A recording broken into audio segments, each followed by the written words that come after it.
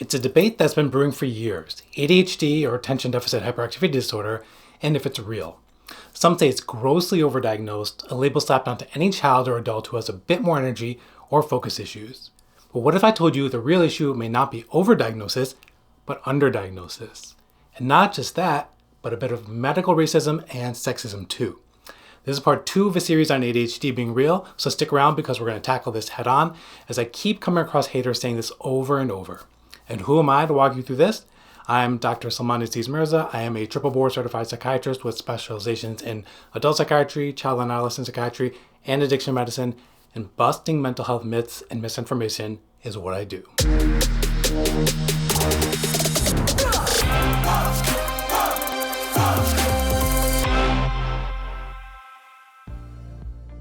Is ADHD just a way of medicalizing normal behavior? That's a question that has sparked heated debates and one of the most common ones that I get. Critics argue that by diagnosing ADHD, we're turning a child's natural energy or an adult's occasional restlessness into a medical issue. But let's take a moment and flip the script. What if these normal behaviors aren't so normal after all? Consider this. ADHD isn't about an energetic kid who can't sit still during story time or an adult who can't concentrate during a drawn-out meeting. These are normal instances everyone experiences. In contrast, ADHD represents persistent patterns of hyperactivity, impulsivity, or inattention that exceed the typical range for a person's age and development. It's not the occasional daydream or restlessness, but chronic symptoms that disrupt school, work, relationships, and self-esteem. So as we peel back the layers, it becomes clear that when we diagnose ADHD, we're not trying to medicalize normal behavior. The symptoms of ADHD aren't just cute quirks or personality traits when they cause real distress and impairment. In the end, the medicalizing normal behavior argument may need a reality check. Are we diagnosing ADHD too often simply because there's no definitive biological test for it? It's a fair question that needs some answering. Now imagine for a moment that you've been suffering from an unseen ailment, something that's affecting your life dramatically, but it's invisible to the naked eye. There's no blood test, no scan to identify it. Does this mean your suffering is any less valid? That's the reality from many psychological disorders, not just ADHD. It is true that there isn't a specific biological test for ADHD. The diagnosis is based on observed behaviors and subjective reports. However, does that make it less valid? Consider conditions like depression and anxiety. They're also primarily diagnosed based on symptoms, not biological markers, and are recognized as legitimate conditions globally. Does the lack of a biological marker make them any less real? Of course not.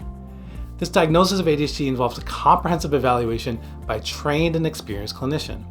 This process should include a detailed interview about the person's history and analysis of their behavior across multiple settings, and often involves input from parents, teachers, or other adults who interact with the individual regularly. Also, standardized rating scales and checklists should be used to assess symptoms, ruling out other conditions that may present similar symptoms. So while we don't yet have an objective test for ADHD, the robust, multifaceted diagnostic process allows for accurate and reliable diagnoses. In part 1 of the series, I did talk about some of the differences in the brains of people with ADHD, so make sure to check that one out. Is ADHD overdiagnosed because his symptoms are just too varied?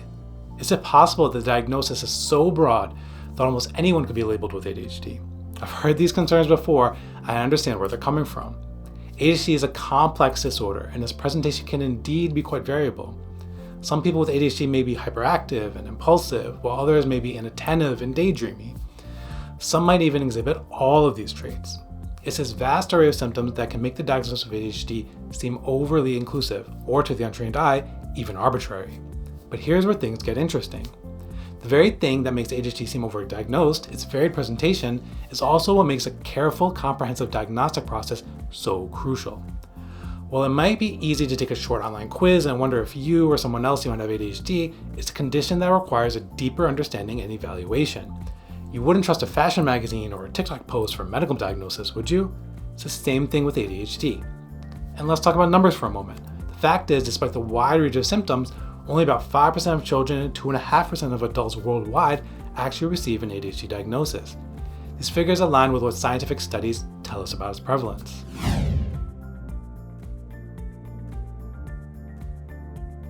Is ADHD always a childhood diagnosis, or could it be lurking beneath the surface well into adulthood? It's a crucial question, and the answer might surprise you. ADHD isn't just a childhood condition. In fact, many adults struggle with ADHD without even realizing it. Picture an adult who constantly struggles with time management, can't seem to organize tasks effectively, has a history of problematic relationships, or even frequent traffic violations. These might sound like individual character flaws or mere personal shortcomings. What if I told you that these could be signs of undiagnosed ADHD? Surprised? You're not alone. The truth is, adult ADHD symptoms can often fly under the radar because they might look different than the typical hyperactive child that usually comes to mind when we think of ADHD. And here's the kicker. It's not that ADHD suddenly develops in adulthood. Often these individuals have lived with these struggles for their entire lives, but their symptoms were missed or misdiagnosed as other mental health issues, things like depression or anxiety. Or as some of our patients have told me, the diagnosis may have been made in their childhood, but the ADHD was either left untreated or dismissed altogether.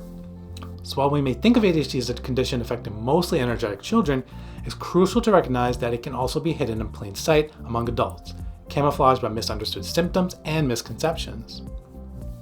Now, when we talk about girls and women, they're often overlooked because they frequently present with inattentive symptoms, rather than the hyperactive or impulsive symptoms.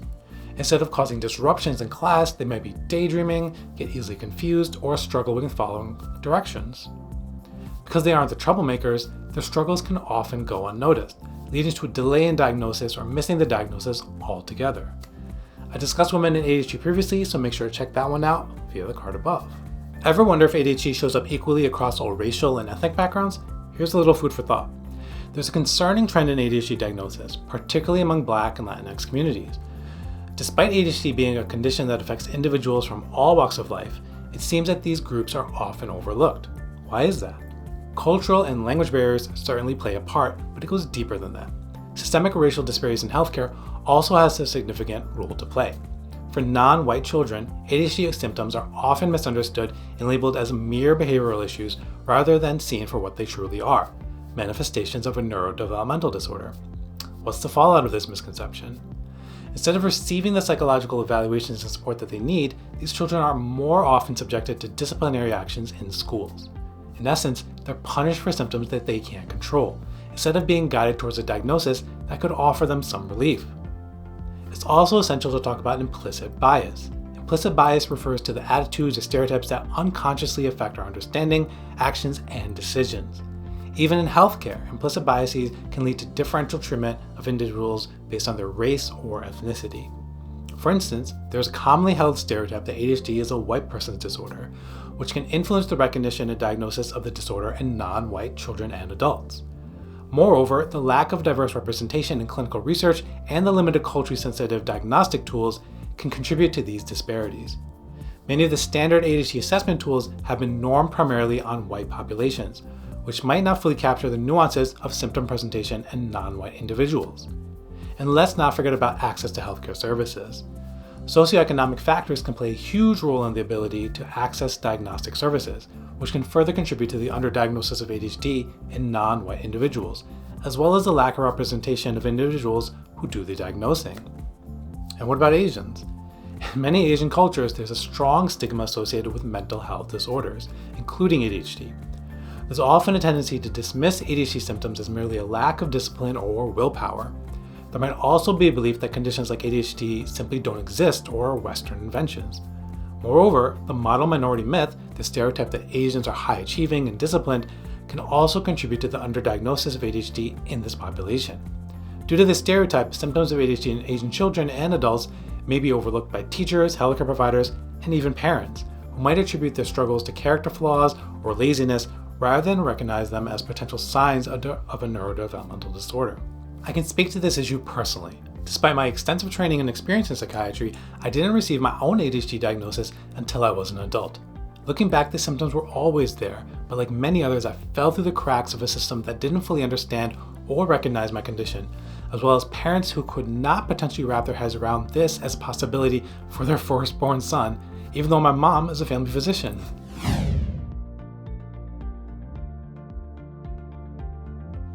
How often have you heard of children, especially those in high socioeconomic status communities, being quickly labeled with ADHD?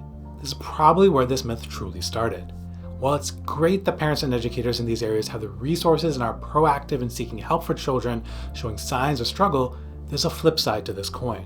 With this eagerness, there can be a tendency to swiftly assign the ADHD label, especially if evaluations aren't as comprehensive as they should be. Like I mentioned in the first video of this series, there's been a surge in online diagnosis services and websites. And unfortunately, not all of these are created equal. While ADHD is a real and significant condition, it's crucial to remember that if we rush the diagnostic process or don't meet the necessary criteria, we may overlook other possible explanations for a child's behavior. This could be learning disorders, anxiety, or even environmental factors like lack of sleep, poor nutrition, or stressful home situations. In the end, getting the right diagnosis is what truly matters. So yes, overdiagnosis, or rather misdiagnosis, can occur. But in an ideal world, it's not the norm, and it shouldn't detract from the fact that ADHD is a legitimate and often debilitating condition for those who truly have it. Alright everybody, that's enough for today, right? We delved into the so-called overdiagnosis of ADHD myth and discovered that the truth is much more complex. It's clear that understanding ADHD isn't as simple as black or white. It's full of a spectrum of grays. Now, we're just scratching the surface here. We've got so much more to unpack about ADHD, so I hope you're geared up for our next video. We'll be busting another common myth, that ADHD is manufactured by Big Pharma. Should be a good one, so make sure that you're subscribed to be able to check that one out as soon as it comes out. If you found this video helpful, or if it gave you some food for thought, hit that like button, share it with your friends, family, or anyone who might benefit from this conversation. And let's keep the conversation going. What part of today's discussion resonated with you? Were there any surprises? Or maybe you've had personal experiences with overdiagnosis or underdiagnosis of ADHD. Whatever your thoughts are, drop them in the comments below. I'm excited to hear from you. Until next time, take care, be safe, be healthy, and we'll see you next time.